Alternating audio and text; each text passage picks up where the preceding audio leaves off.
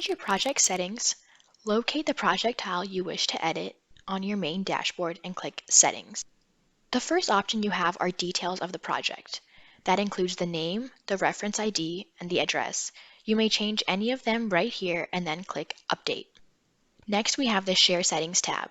To add this project to the Everybody group, you just click Everybody and then Add. You may delete it as well if you would like to.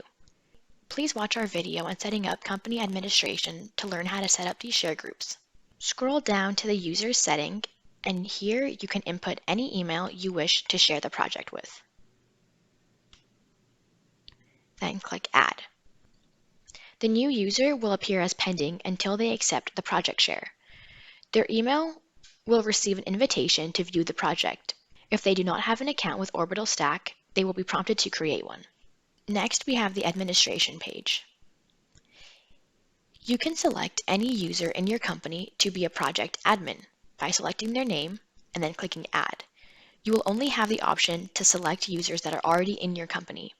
Under Resources, we have the option to create automatic generation of surrounds by clicking this option right here.